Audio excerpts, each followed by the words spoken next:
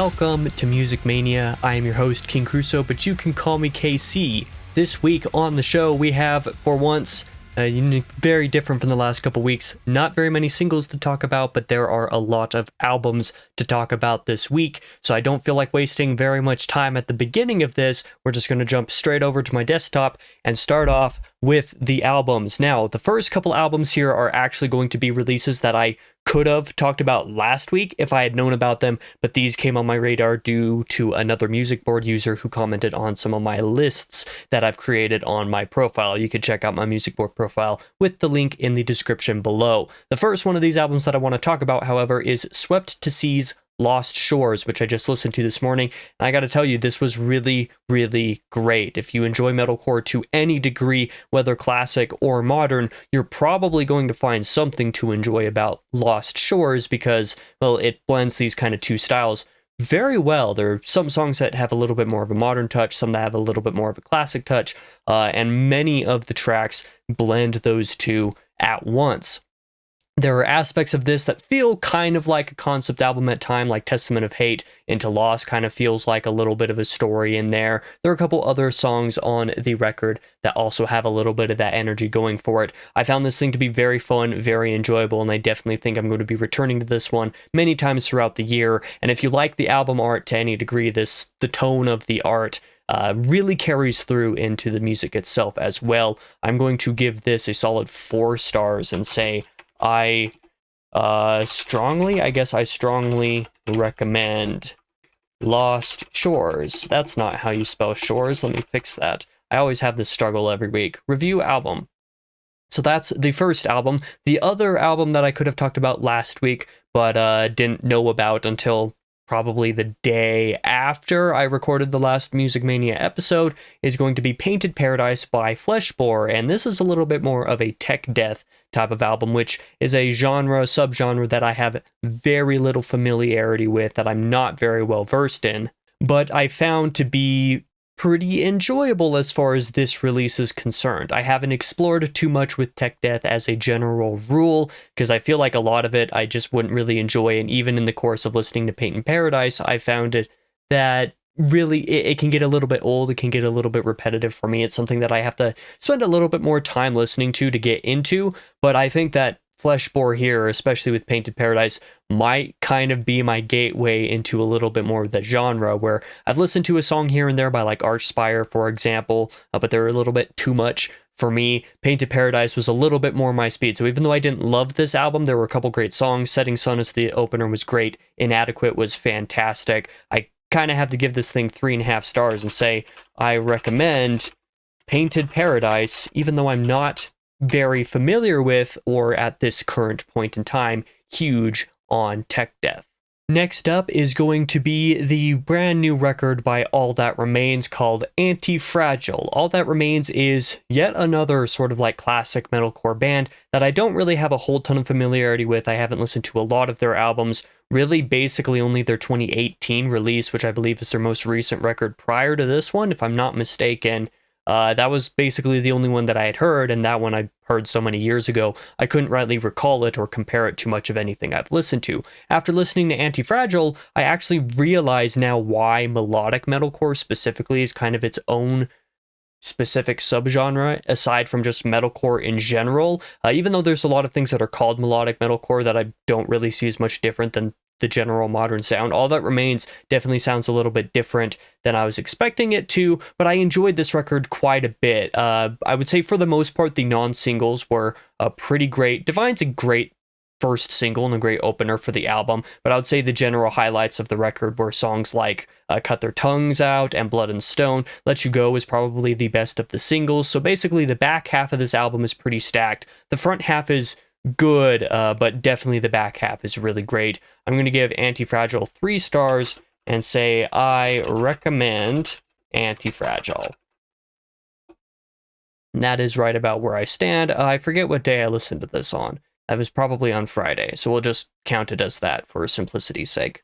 Next up is going to be one of the rare instances of a record that I talk about that isn't in the metal, let alone the specific metalcore or deathcore subgenre range, because The Weeknd dropped the new album Hurry Up Tomorrow, which I suppose is kind of the end of a trilogy that started with After Hours back in 2020, and I think is supposed to be his last album that he releases under the name The Weeknd. I might be wrong on some of that information, but this is an artist who I don't particularly love, but After Hours is one of my favorite albums of all time. After Hours definitely struck a chord with me at the time that it released. A lot of the emotionality behind it, a lot of the lyrics behind it, specific songs, not all of the songs, but definitely a solid handful of them really struck home for me at the time. And the place that I was in at the time that record released, I didn't really like Dawn FM when I finally checked that out here just a few months ago. I didn't really like the gimmick behind it, even though I think I might have appreciated it if I had listened to that at the time that I listened to After Hours, which obviously couldn't have based off of release. I went back and listened to Dear Melancholy a few months back as well, and that was the 2018 EP that came out prior to After Hours. That was another instance of I probably would have enjoyed this if I was still in the headspace that I was in back in like 2020, 2021.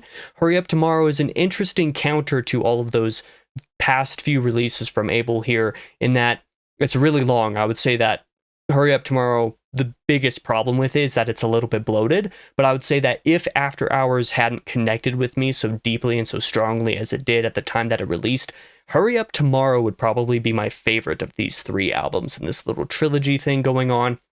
None of the songs are quite as iconic as a few of the songs on After Hours are. None of these songs really reach the heights of any of even my sort of favorite songs on After Hours, but as a general rule, I actually really enjoyed the musicality of this record and found it genuinely pretty interesting. I'm going to give it 4 stars, even though there are a couple songs that are too long. There are a couple songs that didn't need to be included in here, but I actually quite enjoyed it. I'm going to say I recommend Hurry Up Tomorrow, even though I'm not necessarily a huge Weeknd person in general, but this little trilogy had a lot of great ideas going for it. But yeah, definitely After Hours was my favorite thing that Abel released.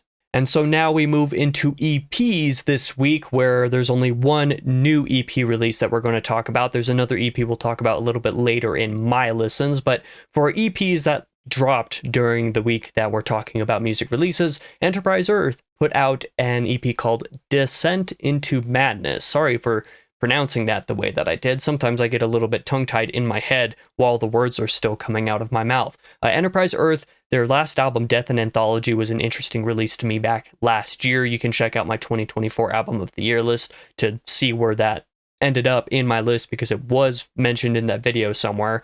Descent into Madness is great. I really enjoyed this EP. The combination of ideas that the band goes for on this one is really interesting. I would say that the fact that all of the songs are titled with the Roman numeral numbers ahead of them kind of suggests that it's more or less meant to be kind of like one long song, one long release, one big like sort of story. And it seems based off of the title and whatnot that that's also kind of the case. I could see that. I need to listen to this a couple more times to really know how I feel about it for sure, but I enjoyed the fact that the songs kind of flowed together in a way that felt like that sort of story like I was talking about, but also the fact that every song is not bound to a particular sound in and of itself. Most of these tracks almost sounded like more than one track at once. I would say most of these kind of were like split down the middle, where there were portions of it that were just like, okay, yeah, this just went into a new song, tap on my screen, and I open up and show that I was only halfway through the song. It's like, wow, that was a really drastic sonic shift there, but it never felt unnatural. It felt really great the entire way through. I'm going to give Descent into Madness a solid 4 stars. I actually quite enjoyed this when I listened to it just a couple of days back. And now we move into the singles for the week. There's only a few of these releases to talk about. The first one that I wanted to discuss was Victim by Abby Falls. Of course, I talked in, I believe, the very first episode, technically episode 0 of Music Mania, about Purge, which these guys released in mid to late December. I forget exactly when that was, but it was a single that I enjoyed quite a bit. That single also was joint with Breakdown of Sanity. Victim is the next single from these guys. I guess they're expecting to drop another EP or maybe even a full album sometime in the not too distant future. Victim was a great song. I really enjoy these guys for what they are. I don't think they're going to be everybody's cup of tea, but I definitely really enjoyed the single when I gave it a shot. So that is that. Next up is Cybergirl by Within Destruction. These guys with the last couple albums have kind of gone a little bit more in that sort of Japanese anime influenced direction, which is kind of entertaining, even though it's not necessarily my thing. Also, don't ask me why the the EP single art, I guess, on here is so blurry. This and a couple other releases that I'm going to talk about here are kind of the same way. No idea why that is. I listened to Cybergirl. I did not listen to the other 2 singles yet. I think I've listened to one or maybe both of these at one point or another last year, but I don't recall which ones. But as for Cybergirl itself, very fun song. I actually kind of enjoy the interesting soundscape that these guys have been exploring with the last couple albums, really. They're not favorites by any means, but I enjoy them nonetheless. And this song was no different. I kind of look forward to seeing what a full album turns out sounding like. Next up is another blurry cover, but Back from Hell by Caliban, featuring the Browning. And I gotta say, I'm not super into it. I think the song itself is fine. It's decent. I haven't listened to a whole lot of Caliban themselves. I don't know why I haven't fixed that, even though a lot of people talk a lot of praise about them. But Back from Hell is a pretty basic, I guess I'll give it 2.5 stars. A pretty good single, nothing too stand out. The feature from the Browning was actually probably the worst part. Like, his voice, that vocalist voice, doesn't really fit on much of anything besides what the Browning specifically does. So I don't know why he featured on this single, but he did, and the song was okay. I think it was actually brought down a little bit by the feature. Next up, we're moving now into my listens, just a couple of the things that I listened to over the past week that weren't necessarily new releases or very recent releases, such as the beginning of the video talking about albums from last week. I started off with Seventh Circle, No Savior of Mine, which was, again, also shouted out to me by this guy, Just an Illusion, who I follow and who follows me on the platform. He recommended this to me for a new EP release, and I enjoyed it. I think the soundscape is not necessarily super interesting. It doesn't go so far as to make every song different or unique. It's basically just a 15-16 minute long breakdown in a lot of ways. There are a couple standout tracks in there. Heretics and Following Hate are great. Sever is a pretty good opener. I think the EP is pretty decent. Not my favorite thing in the world, but I would say I sort of recommend No Savior of Mine. Next up, we're going to be talking about Thrill Seeker by August Burns Red, which you'll see I already have my review here because pretty early in the week, I believe last Monday, if I'm not mistaken, pretty shortly after or pretty shortly before last week's Music Mania video would have come out, I listened to the original version of Thrill Seeker by August Burns Red, having already listened to the 20th anniversary edition of it. I don't particularly recommend Thrill Seeker because I think the 20th anniversary is better, but I enjoyed being able to listen to the original version and determine kind of the differences between them. The thing that I found interesting about the original version is that the guitar, and specifically the lead guitar parts, are very forefront in the mix, and most everything else is kind of hidden in there. Particularly the vocals, you can hardly tell the vocals are there some of the time.